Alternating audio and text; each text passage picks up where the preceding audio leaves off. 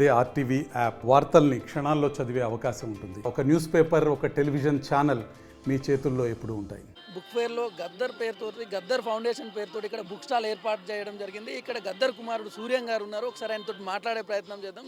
చెప్పండి, గద్దర్కి చాలా ఉన్నతమైన స్థానం ఇవ్వడం జరిగింది తెలంగాణలో. బుక్ ఫేర్కు కూడా గద్దర్ పేరుతోటి నామకరణం చేయడం, దీన్ని ఎట్లా అనిపిస్తుంది మీకు ఈ పరిస్థితి చూస్తూ ఉంటే?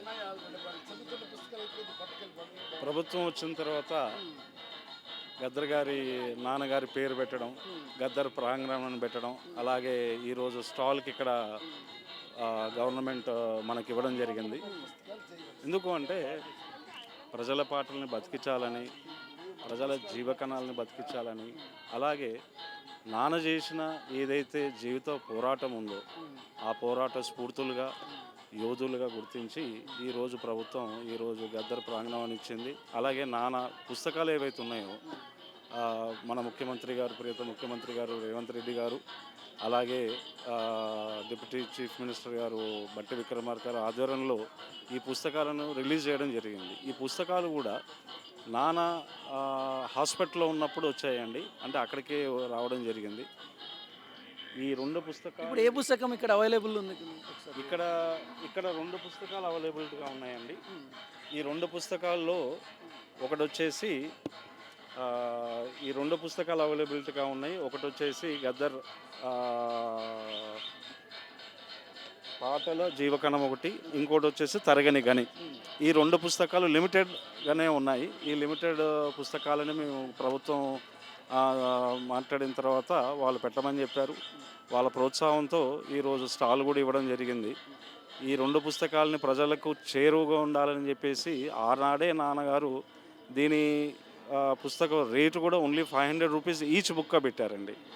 ఇది ప్రజలకు చేరడం వల్ల తన జీవితంలో రాసిన పాటలు, అనుభవాలు, మరీ ముఖ్యంగా జానపదంకు సంబంధించినవి, ప్రజలతో కలిసి బతికి ఆ రాసిన యాసలు, పాటలు, ఎన్నో అనుభవాలు దీంట్లో ఉన్నాయండి. నెక్స్ట్, ఇప్పుడు గద్దర్ గారి స్ఫూర్తిని మీరు ఇంకా ముందుకు తీసుకెళ్ళడానికి ఎట్లాంటి ప్రయత్నం చేద్దామన్న ఆలోచనతో ఉన్నారు? ఎట్లాంటి ప్రణాళికలు వేసుకున్నారు? ఇప్పుడు నాన్నగారు కాలం చేసిన తర్వాత నేను ఒక బాధ్యతగా తీసుకొని, నాన్నగారు ఉద్యమాలతో పాటు అనేక సామాజిక కార్యక్రమాలు తను సొంతగా చేశారు. 40 ఏళ్ళ క్రితం స్కూల్ని స్థాపించారు. వేల మంది పిల్లలకు అక్కడ చదువులు చేపించారు.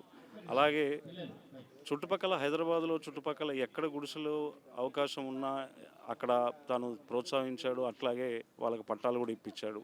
మీరు యాదవనగర్లో చూసినప్పుడు ఒక 3000 పట్టాలు ఇప్పించారు. అక్కడ తమ్ముడి పేరు మీద డాక్టర్ జీవి చంద్రకిరణ్ హాల్ ఒకటి కట్టించాడు తను. అలాగే మా సొంతూరు తూప్రాన్లో కూడా ఇరిగేషన్ ప్రాజెక్ట్ ఒకటి ఎత్తిపోతల పథకం కింద తను తీసుకొచ్చాడు. అది కాకుండా తను చెరువు టు చెరువు ప్రోగ్రాం తీసుకోవడం, తాగునీరు, సాగునీరుపై తను పూర్తిగా అవగాహనతో ఉండడం, దాంతోపాటు మెడికల్ సర్వీసెస్ ఏవైతే ఉన్నాయో, అంటే ప్రజలకు చేరువుగా ఉండే మెడికల్ సర్వీసెస్ ఏవైతే ఉన్నాయో తను ఎప్పుడూ ప్రజలకు అందుబాటులో ఉండేవాళ్ళు. ఎవరికి ఇబ్బంది వచ్చినా కూడా హాస్పిటల్స్కి మెడికల్ సంబంధించి తను వెళ్ళి మాట్లాడేవాడు. డాక్టర్స్తో మాట్లాడేవాళ్ళు, అక్కడ ఉన్న హాస్పిటల్స్తో వాళ్ళతో మాట్లాడేవాళ్ళు. ఇవన్నీ కూడా నాకు గుర్తున్నాయి. సో ఇవన్నీ కూడా నాన్న స్ఫూర్తితో ఇది ముందుకు తీసుకుపోదామని చెప్పేసి గద్దర్ ఫౌండేషన్ ఏర్పాటు చేయడం జరిగిందండి. ఇది ప్రభుత్వం వెంబడే మాట్లాడి చర్చించి దాన్ని గుర్తించడం కూడా జరిగింది. మీరు ముందుకెళ్ళండి, మీరు తీసుకున్న కార్యక్రమం ఏదైతుందో సామాజిక కార్యక్రమాలతో పాటు నాన్న జీవిత చరిత్ర గురించి, తన అధ్యయనం గురించి, అట్లాగే తన పాటల గురించి, తన డాక్యుమెంటరీస్ గురించి కూడా చాలా రిక్వెస్ట్లు మేధావుల నుంచి, ప్రజల నుంచి రావడంతో వాళ్ళు ఫౌండేషన్కు తోడ్పాటుగా ఉంటూ ముందుకు తీసుకెళ్ళండి, మేము అన్ని విధాలుగా సపోర్ట్ చేస్తామని చెప్పారు. దాంట్లో భాగంగానే మీరు ఇక్కడ చూస్తూ ఉన్నారు. మేము ఫౌండేషన్కి సంబంధించి ఆబ్జెక్టివ్స్ అండ్ ఎయిమ్స్ అని ముందు పెట్టుకున్నాము. దీంట్లో ప్రజలందరినీ మేము కలుపుకొని, వీళ్ళందరినీ తీసుకొని వాళ్ళకి ఏదైతే సర్వీసెస్ కావాలో అవి ఉచితంగా అందించడానికి ప్రయత్నం చేస్తామండి. ఈ మధ్యలో ప్రభుత్వం నంది అవార్డును కాస్త గద్దర్ అవార్డుగా ప్రకటించింది. దాన్ని ఎట్లా చూస్తారు? దీన్ని మీకు పబ్లిక్ నుంచి ఏమన్నా మీ వైపు ఏమన్నా మాట్లాడారా? మీ వరకు వచ్చిన స్పందన ఏంది పబ్లిక్ నుంచి? ఇప్పుడు ఆ రోజు ఫౌండేషన్ నాన్న జయంతి రోజు కలిపి ఫౌండేషన్ చేసిన రోజు మేము ముఖ్యమంత్రి గారు శ్రీ రేవంత్ రెడ్డి గారు ప్రకటించడంతోనే మేము చాలా ఆశ్చర్యం గురైనాం. మేము అంటే ఒక తను చెప్పడం కూడా ఇది జీవో ఇదే శాసనం అనడంతో మేము ఆశ్చర్యం కూడాము. అందులో నంది అవార్డ్స్ని గద్దర్ అవార్డుగా ప్రకటించడం, దాంట్లో కుటుంబంగా కొడుగ్గా నాకు ఒక ఆనందంగానే ఉంటుంది ఎప్పుడు ఫ్యామిలీ మెంబర్గా చూసినప్పుడు. అట్లాగే ఆ డిక్లేర్ చేసిన రోజు నుంచి రకరకాల చర్చ జరుగుతూ ఉంది. ఈ చర్చ కూడా అవసరమే. ఎందుకు అంటే సమాజంలో గత 50-60 ఏళ్ళకెళ్ళి అవార్డు ఇస్తున్నారు, అది ఒక పేరు మీద ఇస్తున్నారు.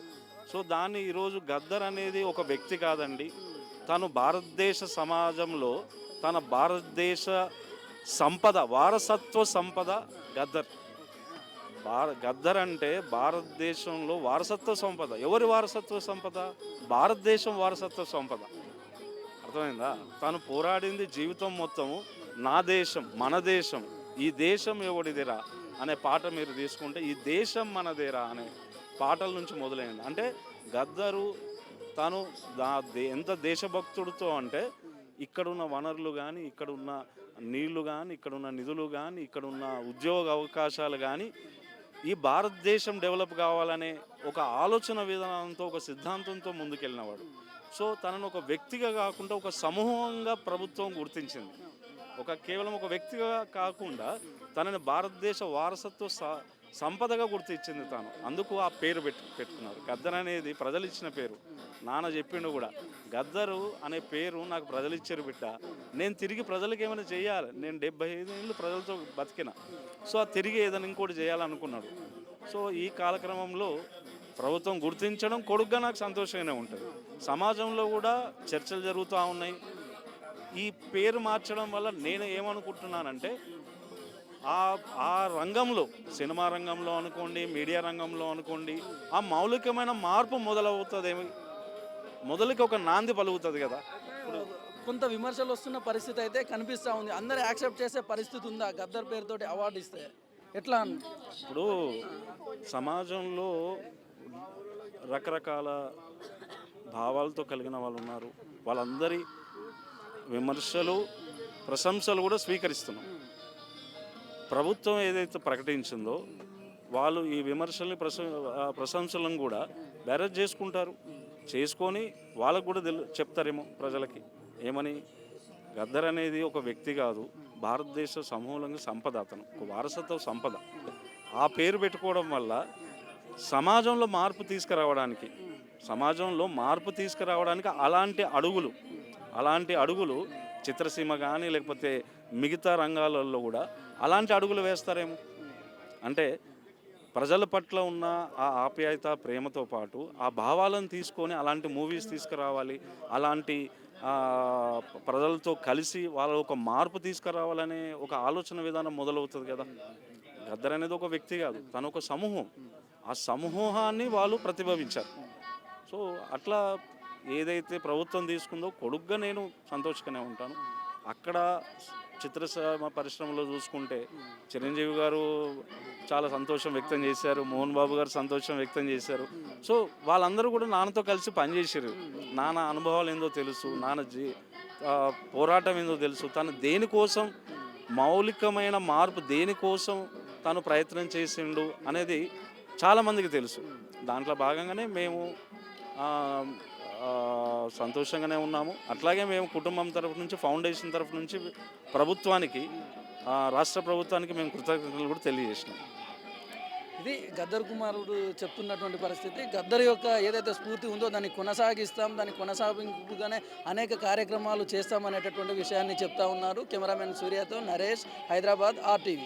మరిన్ని వీడియోస్ కోసం ఛానల్ ని సబ్స్క్రైబ్ చేయండి, లేటెస్ట్ అప్డేట్స్ కోసం వాట్సాప్ ఛానల్ ని ఫాలో చేయండి, అండ్ లింక్ డిస్క్రిప్షన్ లో ఉంది.